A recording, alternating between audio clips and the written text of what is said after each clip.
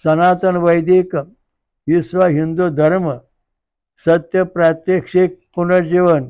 मी काशी विश्वेश्वर सरस्वती महाराज कल्की दत्तात्रय मंदिर शिरूर गोंडनदी पाचवाडी येथून दिनांक 8/8/1960 पासून प्रचार करीत आहे।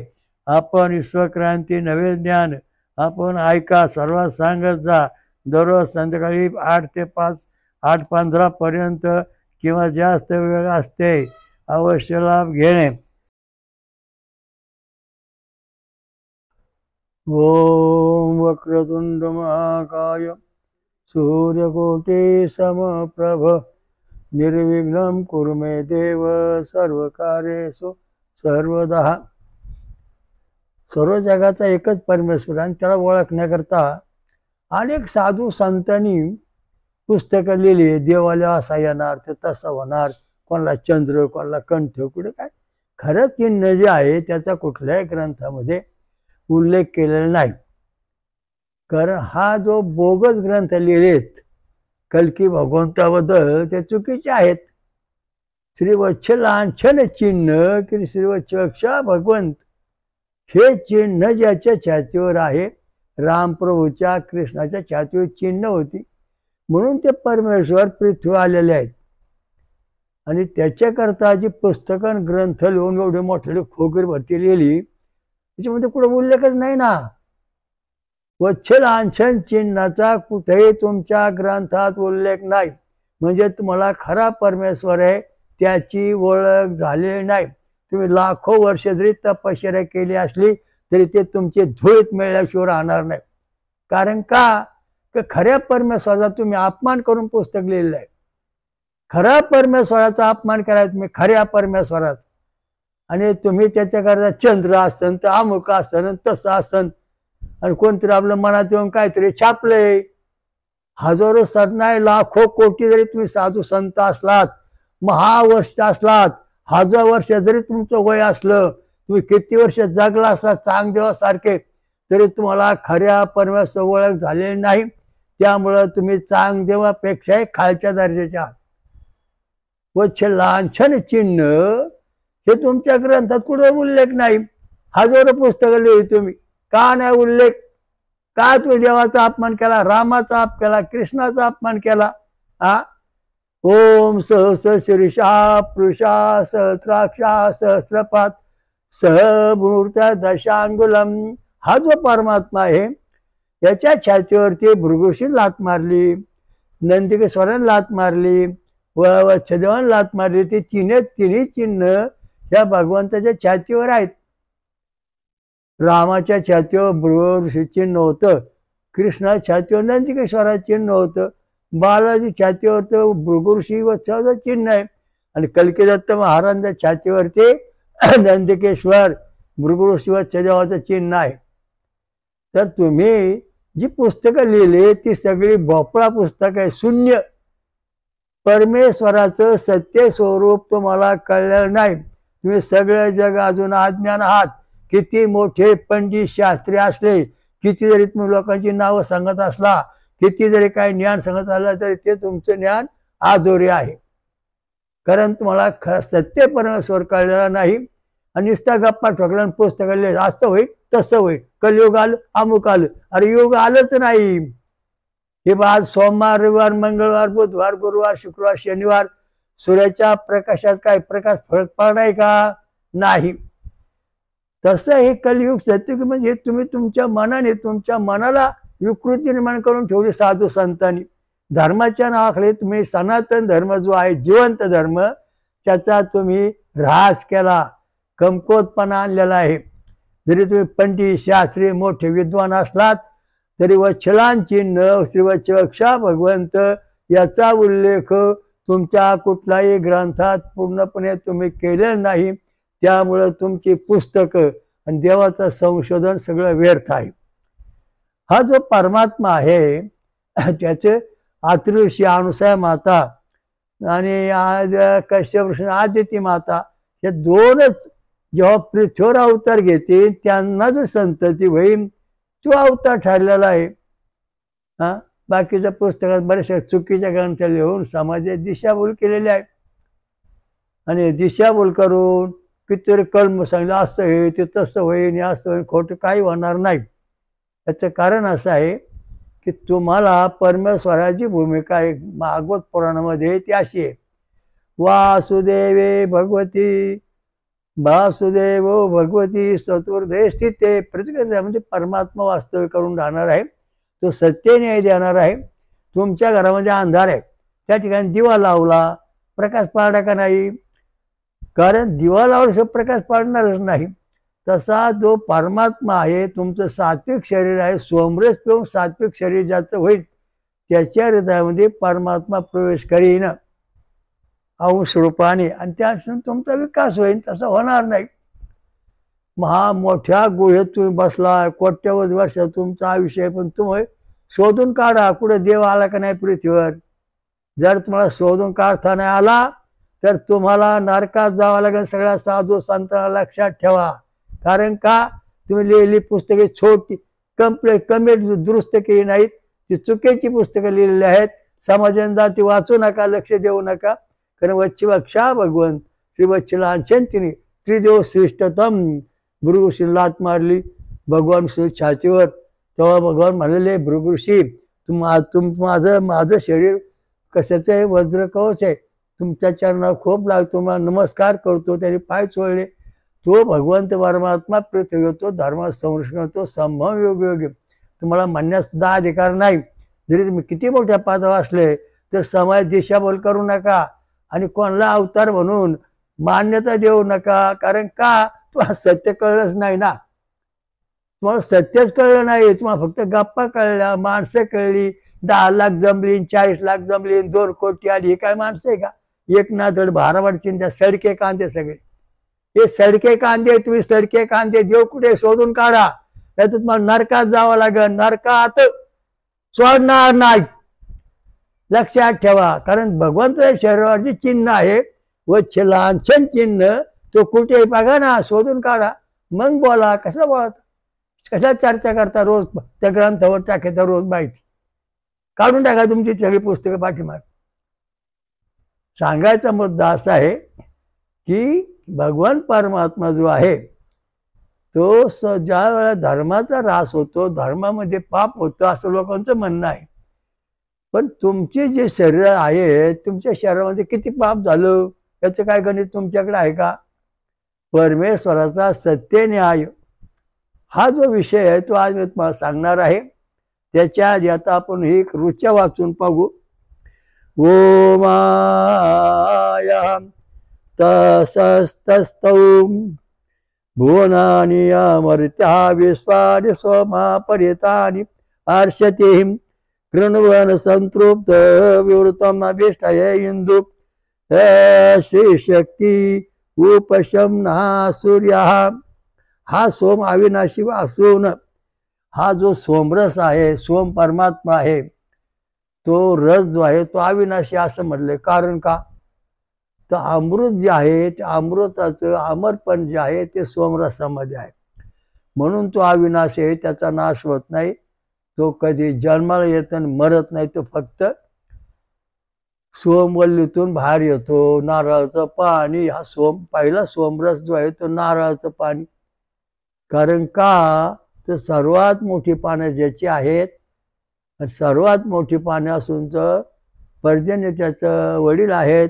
आणि त्या पाना जो फळावरती झाडावर जे पाणी येतं, फळात पाणी आहे, तो जो वृक्ष आहे ते सोमरस आहे.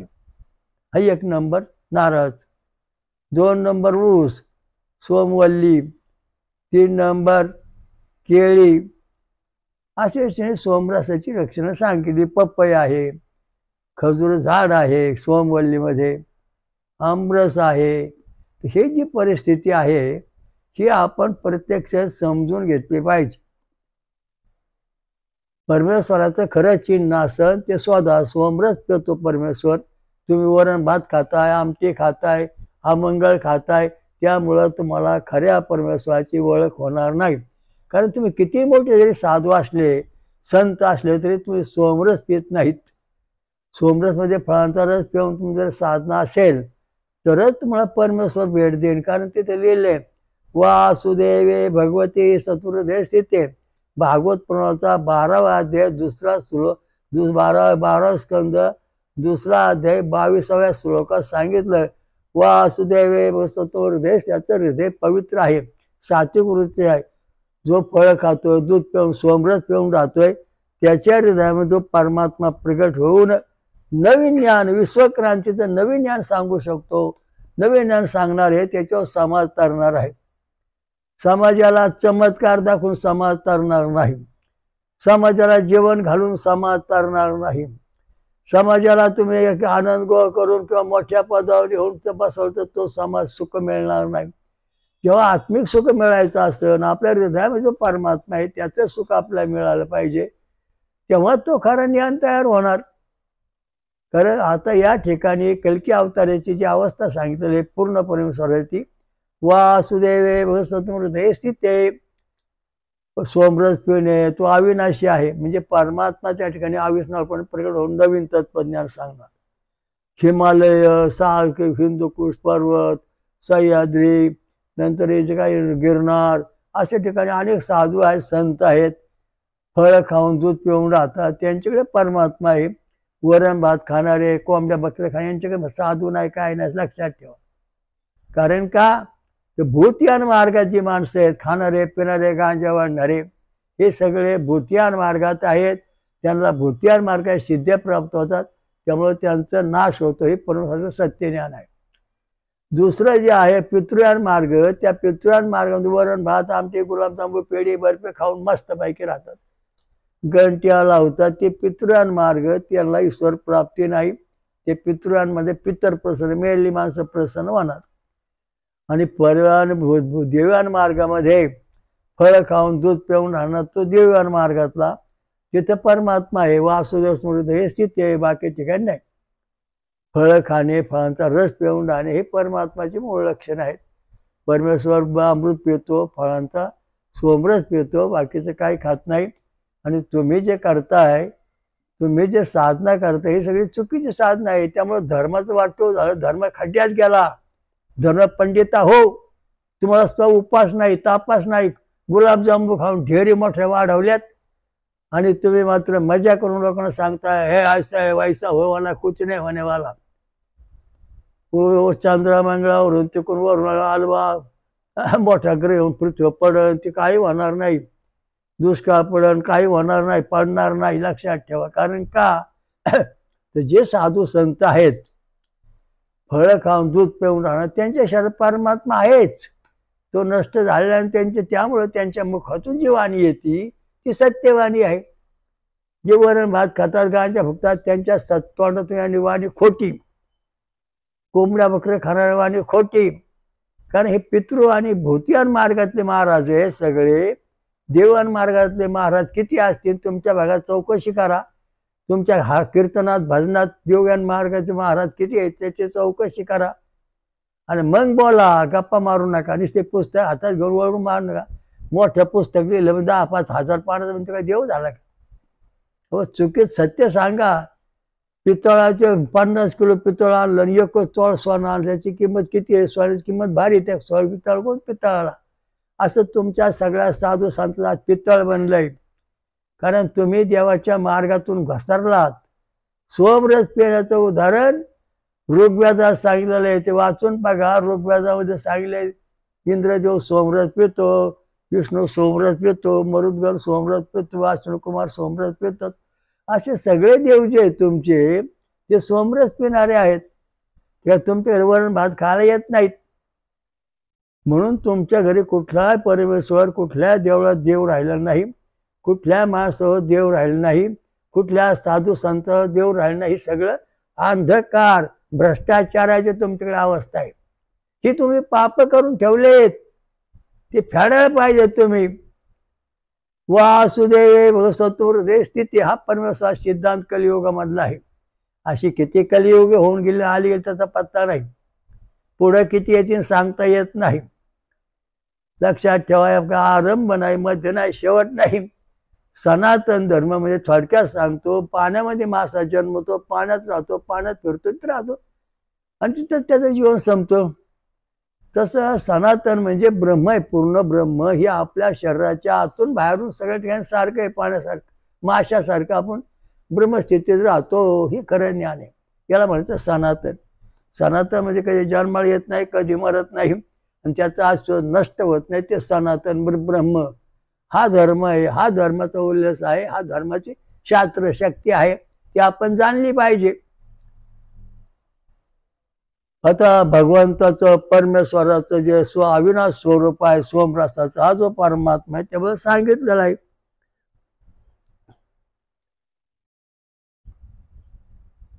सर्व भुवनात रस रूपाने हा वास करतो. तो ज्या रसामध्ये अंश पण राहतो सगळ्या ठिकाणी. 84 लक्ष योनीमध्ये सोमरस अंश प्रकाशमय आहे. तो सर्व ठिकाणी परमात्मा आहे, कुठे धोका नाही. मग आता सत्ययुग आलं त्यावेळेला त्याला सांगितलं, सत्ययुगामध्ये तुम्ही होता का? होता. मग सत्ययुगामध्ये मच्छे कशी आवडतात, ते प्राणवायू घेत होते का? घेत होते. मग त्रेतायुगामध्ये राम आले, ते श्वास घेत होते का? घेत होते. मग कृद्वापरात राम कृष्ण आले, मग ते मग प्राणवायू घेत होते का? नाही, घेत होते. आणि तुम्ही पण घेतात कलियुगामध्ये. काय फरक आहे तुमच्यात? प्रत्येकाच्या बुद्धीत फरक पडतो. याचं कारण असं आहे की तुमच्या शरीरात सगळ्या घटना जशा तशा आहेत, परंतु तिचा तुम्ही दुरुपयोग केलाय. सर्व धर्म परित्यज्य माम एकं शरीरम त्वं स्वरूपम शुचः असं भगवान श्रीकृष्णाने अर्जुनाला निक्षून सांगितलं. सर्व धर्म, शब्द, स्पर्श, रूप, रस आणि गंध हे सगळं सोडून द्या आणि जे ब्रह्म आहे त्या एकट्याकडे तुम्ही या, तेव्हा तुमचं कल्याण होईल. तसं होणार नाही. ओमिति अक्षरम ब्रह्म खल्विदम ब्रह्म ब्रह्म सत्यम जगत मिथ्या. याच सांगायचा मुद्दा असा आहे की तुम्ही साधू संत जरी असले, तुमची पुस्तकं किंवा ज्ञान मी मधून ऐकतो, पण त्याच्यामध्ये श्री वत्सलांचन चिन्ह अशा कुठल्याही ग्रंथात कल्की अवतार बद्दल लिहिलेलं नाही. त्यामुळे तुम्हाला खऱ्या देवाचं ओळख होणार नाही आणि तुम्ही आंधळ्यासारखी पुस्तकं लिहिली. डोळे असून आंधळे. तुमच्या ज्या ग्रंथामध्ये लिहिलं असेल बा वत्सलांचन चिन्ह ते असन, त्या ग्रंथाचा उल्लेख करून व्हॉट्सअपवर दाखवा, उद्या परवाशी किंवा युट्यूबवर टाका, माझ्या ग्रंथ असं लिहिलं बा खरोखर, तेव्हा आम्ही देवाला ओळखू. तसं ओळखू शकत नाही. हिंदू धर्माचा जगाचा देव जो आहे तो वत्सलांचन चिन्ह हे धारण केलं. आता भगवंताकडून जे काय अनुक्षा ब्रह्मदेवाकडे आली, ब्रह्मदेवाकडून ऋषीकडे आली, ऋषीकडून मानवाकडे आली, देवांकडे आली, देवाकडून मानवाला आलेली आहे. त्यात काही फरक नाही. कशी आली? त्यांचं ओम आयो त्रिशतम तना सहना दद्महे तरस्य मंदी धावती. आपल्या शरीरामध्ये 30,000 सुख आहेत. 30 सुख ब्रह्मदेवाकडे आली म्हणजे जनुक आली. 30 जनुक ऋषी काळी 30,000 आणि 30 जनुक आता तुमच्या कली सत्ययुगात आली, कृतयुगात आली, त्रेतयुगात आली, द्वापारात ही सुक्त आली. आता पण तशीच आहेत. सत्ययुगामध्ये रंगसूत्रात 23 जोड्या होत्या. त्या जोड्या 23 जोड्या होत्या. त्या 23 जोड्या ज्या आहेत त्या जोड्या तुमच्याकडे आता कलियुग सत्ययुगामध्ये 23 जोड्यामुळे वंश वाढा, त्रेतयुगामध्ये 23 रंगसूत्रात जोड्याने वंश वाढा, द्वापारामध्ये 23 रंगसूत्रात जोड्याने वंश वाढा, कलियुगामध्ये 23 रंगसूत्र जोड्याने वंश वाढतो. काय फरक आहे? हे सत्यज्ञान परमेश्वराचं. अनुवंशा परमेश्वराची जशीची तशी आलेली आहे, त्याच्यामध्ये काही फरक झालेला नाही. हे थोटाने लिहून कलियुग ती येईन, ती असं होईन, ती तसं होईन, देवाने काही सांगितलं नाही. देवाच्या नावावरती काय छापून तुम्ही त्याचा भ्रष्टकार केलेला आहे. ग्रंथ नीट सांभाळा. वेदांचं ज्ञान करा. वेद हे धर्मशास्त्र सांगणे खरे ग्रंथ आहेत. ऋग्वेद, यजुर्वेद, साम, अथर्ववेद या वेदामध्ये सोमरसांचं वर्णन आहे. देवांना सोमरस दिलेलं आहे आणि त्यामुळे हे देवपणा त्यांना आलेला आहे. देवांचं त्यांनी संरक्षण केलेलं आहे. बुद्धी अविनाश तत्व मिळवायचं म्हणजे सोमरस पिल्यानंतर प्रत्येक जीवा मानव हा अविनाश बनणार. का? वासुदेवे भगवत स्थिती कलियुगम रहस्य कथा आहे. तुमच्या घरात अंधार आहे, दिवा लाडू उजेड पडणार, कोपऱ्या दिसणार. तेव्हा तुमच्या हृदयामध्ये जेव्हा परमात्मा स्वतः प्रवेश करीन तेव्हा तुम्हाला जगात काय खरं खोटं कळण तर कळणार नाही. तुमची बुद्धी जी आहे, ही बुद्धी जी आहे, वांगामृदेवी, वांगामृषी, वांगामृदेवी असं अवघ्या सांगितलेलं आहे ऋग्वेदामध्ये. ही बुद्धी आहे, ही बुद्धी परमेश्वरीय बुद्धी आहे. म्हणजे बुद्धी हा परमेश्वर नाही, बुद्धी ही परमेश्वराची सेवा करणारी बुद्धी आहे. कोणाला राजपद देईन, कोणाला दृष्टपद देईन, कोणाला मोठेपणा देईन, कोणाला योगी बनीन, कोणाला साधू बनीन, कोणाच्या जीवनातलं सगळं दोष हटवीन, ही अशी बुद्धी. म्हणजे बुद्धी ही परमेश्वर नाही, बुद्धी परमेश्वराची सेविका आहे, परमेश्वराचं ज्ञान सांगणारी आहे, म्हणून ती बुद्धी. बुद्धिजीवी बनण्यापेक्षा परमेश्वर बना, परमेश्वर अस्तित्वात चला, ब्रह्मस्थितीत या, तेव्हा तुम्हाला खरं ज्ञान होईल. बुद्धी जीवा संपे जीवापण, ज्ञाना संपे ज्ञानपण, जीवा संपे जीवपण, ज्ञाना संपे ज्ञानपण, ब्रह्म संपे ब्रह्मपण. तेव्हा कुठे तुम्हाला परमेश्वर प्राप्ती होईल. बुद्धी संपे बुद्धीपण, हे सगळं संपलं पाहिजे, तेव्हा तुम्हाला खरं ज्ञान प्राप्त होईल. तसं होणार नाही, तुम्हाला संपलंच नाही तुमचं काय. कारण तुमच्या तपश्चर्या ज्या आहेत ना, ह्या वरण भातातल्या आहेत. तुमचं जे अध्ययन कीर्तन भजने आहेत नाही, वरण भातातले म्हणजे पितृयान मार्गातले आहेत. कुठल्या दिंडीमध्ये परमात्मा नाही. परवाशी आम्ही विठ्ठलराख माहिती तर गेलो, आमच्या देवळामध्ये अमृत मंगल महाराज इथे विठ्ठलराख माही बसवले आहे. मी म्हणलं राव ते गेले दिंडीला, याला काय वरण रोज द्यायचे राव, जाऊ दे बंद करून टाकू पूजा 10-12 दिवस. रुक्मिणी प्रगट झाली, म्हणले महाराज आम्ही इथंच आहेत, गेलो नाही. का गेला नाहीत? कुठल्या दिंडीमध्ये आम्हाला भोजन नाही, कुठल्या दिंडीमध्ये आमची किंमत केली जात नाही, फक्त भजन कीर्तन चालते. पितृमार्गाचे सगळं पितृमार्गात चालतंय. सोमरस पाहिजे आम्हाला, सोमरस, फळांचा रस, दही लोणी पाहिजे. तेव्हा आम्ही प्रत्येकाच्या घरी जाऊ, दिंडीत जाऊ, साधू संतकडे जाऊ. तशी आम्ही कुठं जाणं, इथंच बसलो शिरूरमध्ये. मग आम्ही त्यांना आता रोज दही लोणी देतो, ऊसाचा रस देतो.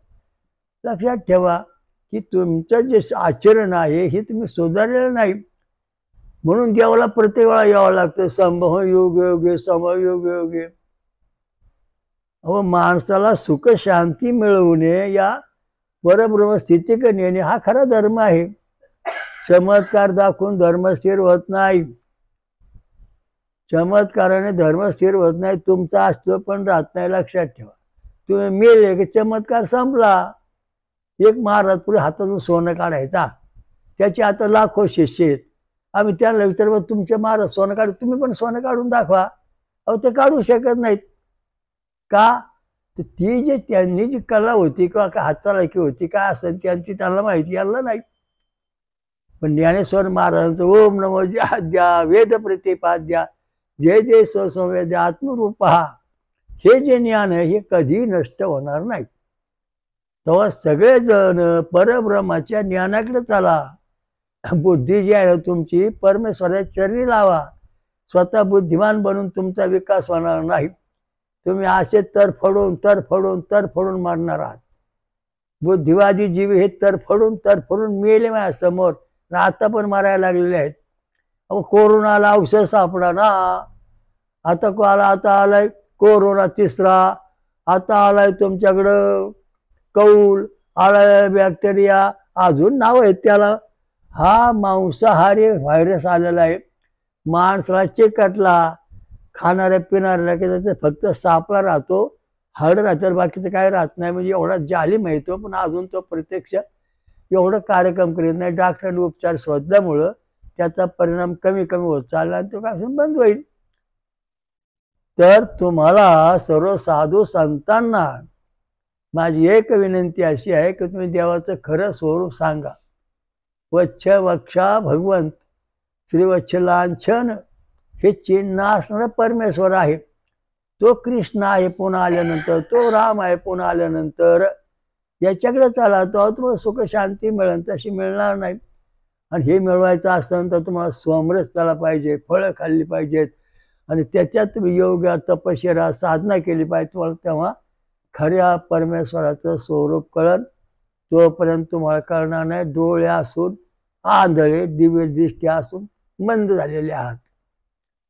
तुम्ही एवढे साधू आहेत ना, लाखो वर्षाचे, तपश्या कुठे अवतार सांगून द्या ना, कुठेतरी पृथ्वी असणारच तो. अहो तो कुठेतरी असणारच ना पृथ्वीवर, आता आलाच आहे कुठेतरी, त्याची चौकशी करा. कारण का तुम्ही चौकशीच करीत नाहीत आणि नुसतं गप्पा ठोकून पुस्तकं लिहिता. हा सच्चा इथं खून असं नाही, असे खून आहे, इथं असं आहे, तो असे आहे, अमक्याची लक्षणं. ही त्याची लक्षणं नाहीत. त्याची लक्षणं एकच आहे की वत्सलांछन चिन्ह, तो लढाई करू अथवा न करू, तो पृथ्वीवर आल्यानंतर सगळ्या जगाला सुख शांती समाधान मिळतं, हा त्याचा उद्देश आहे. त्याचा प्रभाव असा आहे. म्हणून प्रत्येकाने विचार करून आपल्या गावात आसपास कोणी वत्सलांछन चिन्ह आहे काय तर शोध करा.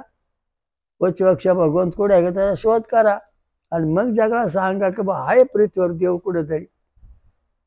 नुसता गप्पा मारू नका, गुहेत बसून लोकांना फसू नका. आलं लक्षात? लाखो लोक जमले म्हणजे काय ते देव आला काय? देवाचे चित्र काढून तुम्ही काय देव होता काय? हा, अहो मार्कंडेय ऋषी 1414 कल्प जगला, 21 कल्पाचं आयुष्य लोपामुद्रा म्हणजे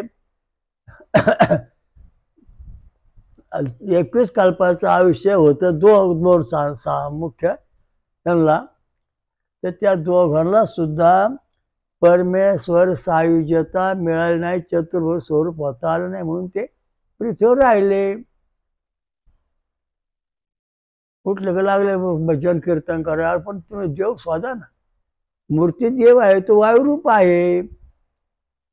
तो वायुरूपाने देव तुम्हाला दिसतो. साक्षात्कार होतो, पंखा फिरला तर त्याची हवा आपल्याकडे येते. तसं आपण त्याचं नामस्मरण केलं की त्याची शक्ती आपल्याकडे येते आणि त्यामुळे आपल्याला सुख समाधान मिळतं. त्या दृष्टीने आपले भजन कीर्तन दिंडी चालू आहे, निर्णय स्वरूप चालू आहे. भगवान कृष्ण जसेचे तसे आहेत. भगवान कृष्णाची जांबुवंती आहे, ती चिरंजीव आहे. ती मला म्हणाली महाराज ओळख आहे का? मी म्हणलं हा, ओळखलं तुम्हाला, तुम्ही जांबुवंती चिरंजीव आहात. आणि म्हणले मी अयोध्याचा कारभार पाहते, द्वारकाचा कारभार पाहते, तिथं असते फिरून फिरून. तर सांगायचा मुद्दा असा की पूर्वी जन्मातले त्या अवताराची जे कोणी असतील ते त्याला भेटले पाहिजेत. पण सूर्य उगवल्यानंतर ते हजारो सैन्य गोळा करीत नाही, सगळ्या चांदण्या बिंड्या सगळ्या लुप्त होऊन जातात. तसा मुख्य परमात्म्यानंतर त्याला कुठलं सैन्य, कुठले महाराज किंवा त्याचं त्याला सैन्य गोळा करायचं किंवा आर्मी मागायची गरज नाही. कारण त्याच्या प्रकाशाने, त्याच्या ज्ञानामुळे सगळं जग विकसित होतं. आपला विषय असा आहे विश्वक्रांती नवे ज्ञान, म्हणजे वेद मंत्र आणि रक्तगट. हा जो प्रश्न आहे तो प्रश्न आपण 1960 सालापासून समाजात सांगतो की तुमच्या शरीरामध्ये ये बी रक्तगटामध्ये गोम गणेश अंटीजन वासुदेव भगवंत आहे. वो रक्तगटामध्ये सुदर्शन चक्र परमात्मा वासुदेव आहे. ये रक्तगटामध्ये शिवलिंग ओम अंटीजन आहे. तुमच्या शरीरामध्ये परमेश्वर वासुदेव आहे. आणि बी रक्तगटामध्ये सूर्य अग्निचक्र आहे. तेव्हा आम्ही त्यांना सांगतो की तुमच्या शरीरामध्ये परमेश्वर वासुदेवाचं वास्तव्य आहे, म्हणजे तुम्हाला ज्ञान होणार. हे नवज्ञान जगात कोणाला झालेलं नाही असं ज्ञान आपण सांगितलं. जगात कोणालाच हे ज्ञान सुचलं नाही वेद मंत्राचं, ते आम्ही तुम्हाला सांगितलेलं आहे. आणि तुमच्या शरीरात कुठली दैवी शक्ती ती सांगितली. ये बी मध्ये गणपती म्हणजे वासुदेव, ओ मध्ये विष्णू वासुदेव, ये मध्ये शिव वासुदेव, बी मध्ये सूर्य वासुदेव, अशी परमेश्वराची तुमच्या शरीरामध्ये वास्तव्य आहे. त्याचा प्रत्येकाने विकास केला पाहिजे. रामप्रभूच्या वेळा सत्ययुगामध्ये जनुक 30,000 सुख होती, म्हणजे 30,000 जनुक होती. 23 रंग सुद्धा जोड्या होत्या. त्या जशा तशा सत्ययुगामध्ये कृतयुगात होत्या. त्याच्यानंतर त्या जशा तशा त्रेतायुगात आल्या, त्या जशाच्या द्वापार आल्या, कलियुगामध्ये तशाच आहेत. काय फरक आहे सांगा? कुठं फरक झाला, कुठं काय बिघडलं? एक जण प्रश्न विचारला की सत्ययुगात माणसं सुखी होती, कलियुगात का नाहीत? सत्यवाद कुठे सुखी होती. मत्स्यकच्या अवतारामध्ये अनेक संकट आलेले आहे, राक्षस उत्पन्न झाले, तेव्हा सुखड होतं.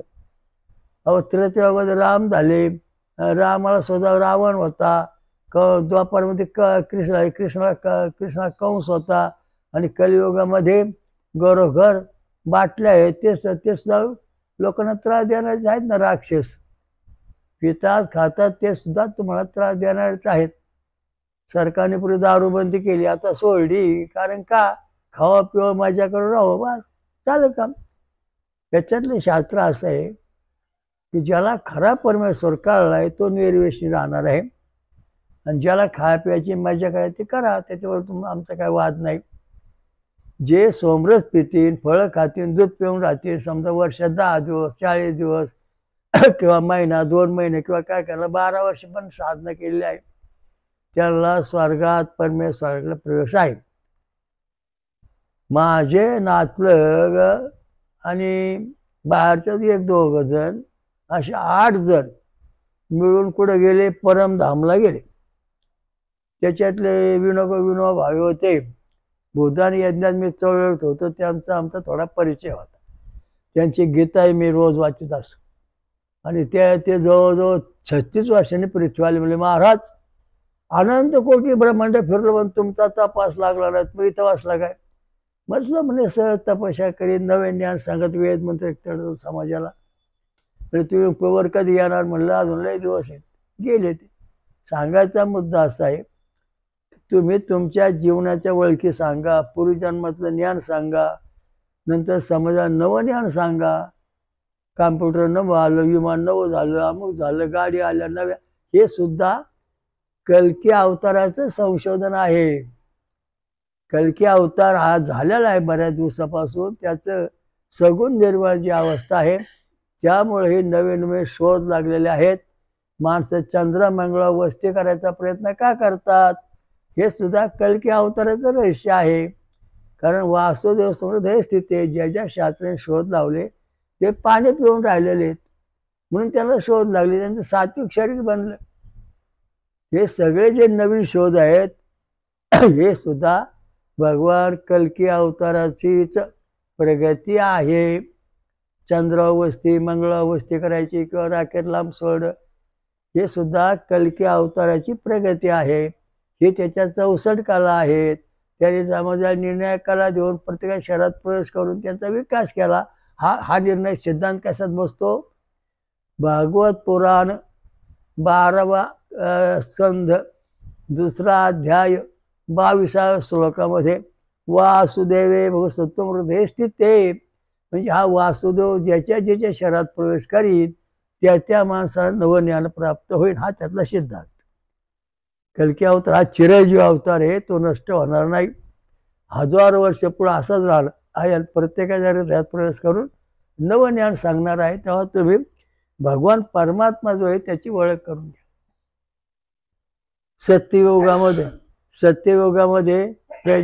सत्ययुगामध्ये माणसं हुशार का होती? तर ती तपश्चर्या करीत होती. पिंपळाच्या पारवा फुटतात तशा दुर्मिळा त्या समाजाच्या सत्ययुगामध्ये माणसाच्या शहरामध्ये नवीन नवीन मज्जातंतू तयार होऊन त्यांना नवज्ञान झालं.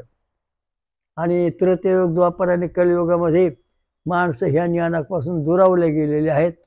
म्हणून सत्ययुगात 100% सुख होतं.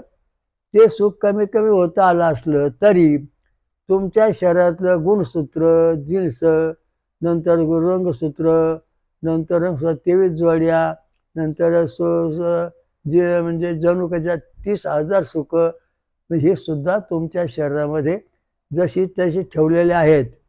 प्रत्येकाच्या शहरामध्ये 36,000 केंद्र आहेत. ती केंद्र सत्ययुगात होते, तुला त्रेतायुगात आहे, द्वापारात आहे, कलियुगात तुझा ही 36,000 केंद्र मेंदूमधले कमी झालेले नाहीत. म्हणजेच परमात्माने कुठेही तुमच्यामध्ये बदल केलेला आहे, सत्य न्याय दिलेला आहे. त्यामुळे हा परमेश्वर आहे. काय खातो? हा सोमरस पितो. पृथ्वीवर जे देवदेवता आहेत त्यांना वरण भात आमटी, पृथ्वीवर जे भूत आहेत त्यांना देव म्हणतात, तुम्ही त्यांना वाकडं तिकडे जेवण. स्वर्गात जे देव आहेत त्यांना होम हवन फळांचा रस, ज्यूस त्याचं होम हवन. मी म्हणलं महाराज, नारद मुनी आले, म्हणले महाराज, म्हणलं हे जे देवाला आम्ही होम हवन करतोय, देवाला कसं काय पोचतं बा? तेवढ्या स्वर्गातून विमान आलं होम हवन करताना. ज्याप्रमाणे प्राणवायूचे म्हणजे ऑक्सिजनचे सिलेंडर नळ टाके असतात, त्याप्रमाणे ब्रह्म वज्र कवचाच्या टाक्या घेऊन स्वर्गातील विमानातून खाली उतरले. 100 फूट उंच टाकी, 50 फूट रुंद. दुसरे 50 फूट रुंद, 10 फूट, 50 फूट उंच, 25 फूट रुंद. अशा दृष्टीने टाक्या 100 फुटाला ही टाकी जी आहे त्याप्रमाणे तिचा कारभार. आणि त्यामध्ये ती टाकी जी आहे ती नारद होमापाशी आपल्या अमृतमय कल्पदत्त महाराज ह्या होमापाशी ती टाकी लावली. आम्ही होम हवन म्हणायला लागलो तर त्याला शास्त्र असे यजुर्वेदामधलेच मंत्र म्हणून होम हवन करावं लागतं. दुसऱ्या ग्रंथातले कुठलेही मंत्र होम हवनात चालत नाहीत. कुठलेही मंत्र म्हणून स्वाहा म्हणून ते देव अन्न घेत नाहीत किंवा तुमचा सोमरस किंवा त्याचा प्रकाश घेत नाहीत. मग हे मंत्र म्हणायला लागल्यानंतर त्याने जे मोठमोठ्या टाक्या आणल्या होत्या त्या पूर्ण भरून घेतल्या, बंद केल्या आणि आपल्या दिव्य विमानामध्ये बसवल्या आणि त्या स्वर्गात दिसायला निघाल्या. तेव्हा नारद म्हणला विचारलं, ही टाक्या जी येतात ते पाळल्या स्वर्गात देवाला. काही दिवस स्वर्गात होमात येऊन होम हवन घेतात, काही देवाला जमत नाही, सुंदरासारख्या देवाला, म्हणून त्याला ते स्वर्गात घेऊन जातात. ही टाकी स्वर्गात आपल्यापासून घ्यायला होम हवन पोचायला हा प्रकाशाचं ते अन्न ग्रहण करतात. म्हणजे होमात जो आपण हवन सोडतो सोमरस, त्याचं प्रकाशात रूपांतर झाल्यानंतर त्या टाक्यात तो प्रकाश दाबून ठेवायचा आणि स्वर्गात गेल्यानंतर ते टाके खोलायचे. स्वर्गात जाण्याकरता 30 दिवस लागतात. म्हणजे 30 दिवसांनी बरोबर आपल्या निघायला हवन स्वर्गात पोचतं 30 दिवसांनी. आणि मग आज दिलेलं हवन, आज जे तारीख आहे ती 30 दिवसांनी त्यांना पोचणार. काल दिलेलं हवन त्यांना पोचलं 30 दिवसांनी. असं दृष्टीने रोज आपण जेव्हा हवन करू तेव्हा स्वर्गातल्या देवांना हवन जातं. म्हणजे असं काय सुटलं जात नाही. ते हवन दिल्यानंतर ते जे आपले जे ऑक्सिजनच्या नळकंडे असतात टाक्या, तशा टाक्या आहेत. त्या टाक्यामध्ये ते भरलं जातं सगळं. म्हणजे काय प्रकाशमय हवन. आणि तेच तिथे पण ते त्यांनी सांगितलं असं ओम भू, आपण म्हणलो स्वाहा, एवढं म्हणल्यानंतर ते देवलोक ते टाकीमध्ये ते अन्न ग्रहण घेत नाहीत हवन. मग स्वाहा दत्तमिदम नम असं जेव्हा आपण मंत्र म्हणू तेव्हा ती आपलं दिलेलं हवन जे देवदूत आहे ते सगळे टाकीमध्ये गोळा करून प्रकाशपण घेऊन स्वर्गात जातात. आणि जेव्हा आपण स्वा म्हणू तेव्हा ते राक्षस येतात, बळीराजाचे दूत, आणि ते आपलं दिलेलं हवन सगळं पुण्य आपल्या राक्षस लोकांनी येतात. एवढा मोठा फरक आहे. फार सांगायला वेळ नाही, कारण याची फार मोठी कथा आहे. तर आपण आपला जो प्रश्न असा आहे की परमेश्वर जो आहे, परमेश्वराचा सत्य न्याय जो आहे तो त्यांनी कायम जसा तसा ठेवला, त्यात काही फरक केलेला नाही. कारण रामकृष्णाच्या वेळेस, रामाच्या वेळेस त्यांना रामाची जी प्रजा होती त्यांना 2 डोळे 2 हात होते, 2 पाय होते. रामाच्या वेळेस जी प्रजा होती त्यांना 2 डोळे 2 हात होते. आणि द्वापारामध्ये जे काय कृष्णा वेळेस होते त्यांना 2 हात 2 पाय होते आहेत. आणि आता कलियुगात सुद्धा 2 पाय 2 डोळे. काय फरक झालाय? काही फरक झालेला नाही. फक्त तुमच्या मनाला विकृती निर्माण झाली, विकृती. सत्ययुग असं तुम्ही पाहिलं का सत्ययुग कसा होता? नाही. मग कलियुग असे ते पाहिलं का? ते पाहताय तुम्ही. तर सत्ययुगात सुद्धा त्रास होता, द्वापारात त्रास होता, कृतायुगात होता, द्वापारात होता, आता पण आहे.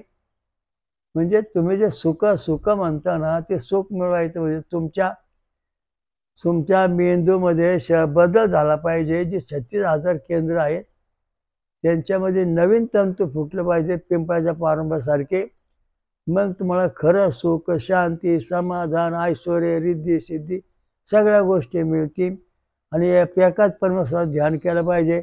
श्रीवत्सलांछन श्रीराम प्रभू की जय, श्रीवत्सलांछन श्रीकृष्णा की जय असं जेव्हा तुम्ही म्हणता तेव्हा तुम्हाला खरा देव भेटेल. प्रश्न होईल तसा प्रश्न नाही. कृष्ण कृष्ण राम राम म्हणून राम राम नावाचे अनेक माणसं आहेत. कृष्ण कृष्ण नावाचे काही राक्षस पण होते. म्हणजे हे तुम्हाला कृष्ण कृष्ण म्हणून ते तुमच्या पुढे आडवे येणार आहेत. त्याच्याकरता भगवान कृष्णाने आपल्या डोक्यावर मोर पितळ धारण केलं की बा हे जे बाकीचे कृष्ण आहेत ते राक्षस होते, त्यांच्यावर मोर कृष्ण म्हणजे आपला मोर पिसवाला कृष्ण भगवान देव आहे. अशा दृष्टीने सगळं जे परमात्मा सत्य ज्ञान जे ते आपण गृहीत धरलं पाहिजे. परमेश्वराने आपला वंश जसा तसा आतापर्यंत आलेला आहे. आणि कोणाला राग याचं काय कारण आहे? मी सत्य सांगितलं. तुम्हाला सत्य देव पाहायचा असला तर तुम्ही फळं खा, दूध पिऊन राहा, तुम्हाला परमेश्वर स्वतः भेटायला येईल. प्रत्यक्ष भेट होईल तुमची. अनेक लोकांना भेट राहिली आहे. आपल्या अमृत म्हणजे कलकीदत्त महाराज शिरूर घोडनदी पाषाणवाडी इथे पुणे जिल्ह्यात गाव आहे. या ठिकाणी जे भाविक मंडळी येते ती फळं खाऊन दूध पिऊन राहते, पारायण करते आणि त्याला देवधर्माचा अनुभव येत आहे, येणार आहे. कारण इथं नियम तसा आहे. सोमरस प्या, पारायण कारण देव पहा, देव भेटा. अशाच माणसाला स्वर्गात प्रवेश आहे. बाकीच्यांना प्रवेश मिळणार नाही. मिळाला तर फार जर टिकणार नाही तर लगेच खाली येणार. कारण तुम्हाला तुमच्या शरीरात पितराची शक्ती आहे म्हणून तुम्ही खाली पितर लोकात येणार. या दृष्टीने भगवंत परमात्मा जो आहे निर्णय ग्रंथ लिहिताना लक्षात ठेवा.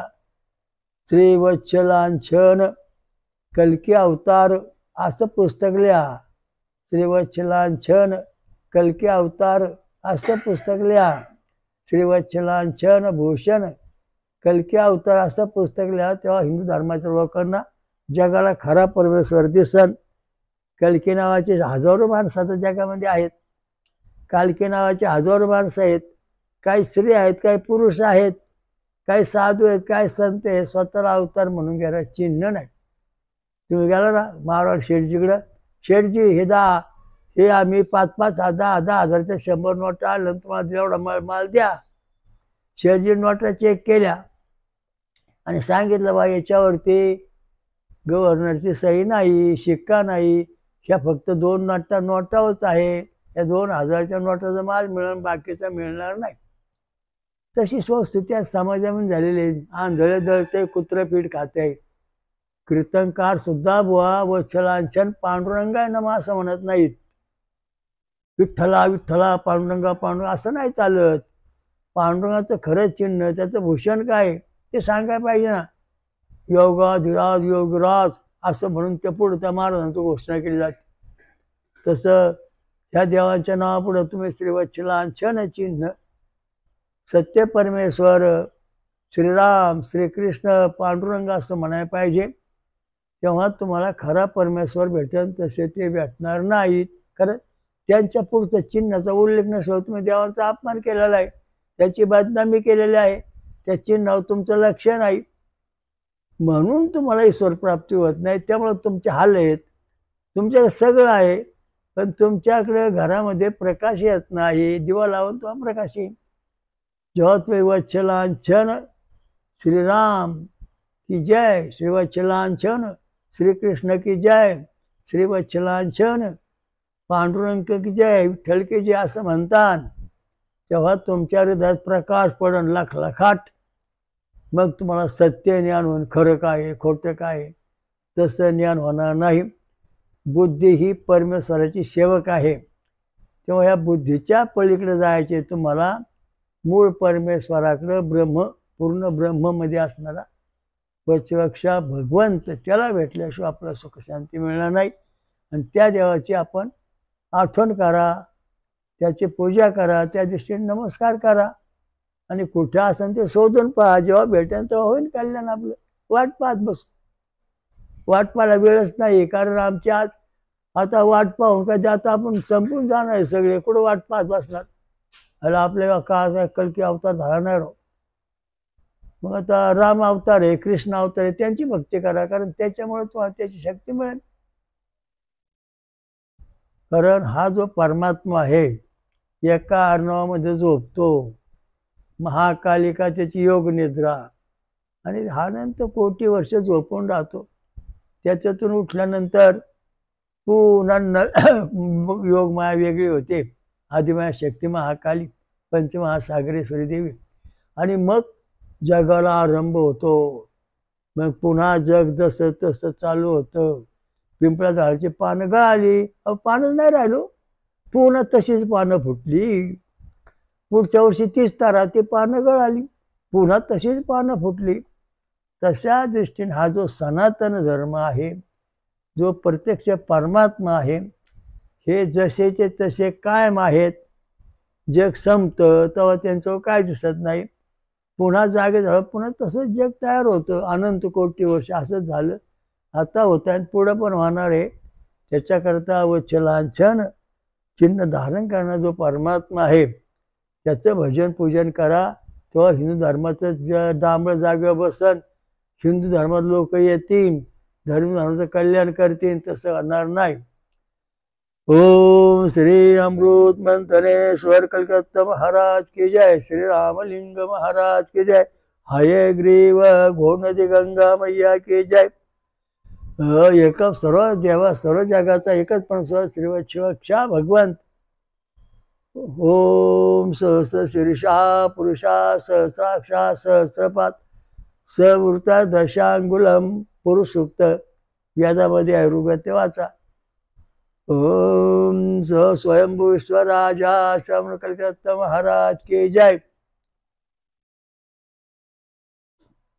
जगामध्ये महाराष्ट्रामध्ये स्वयंभू महाशक्तीपीठ निर्माण करणारी महाकाली, महापन सागरेश्वरी, महादुर्गा माता की जय.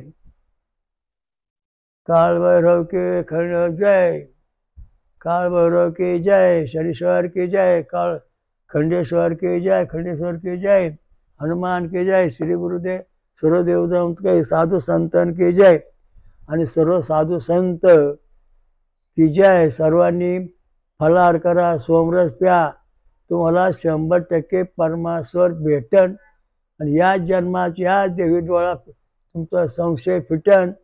हरिओम दत्त. ओम शांती शांती.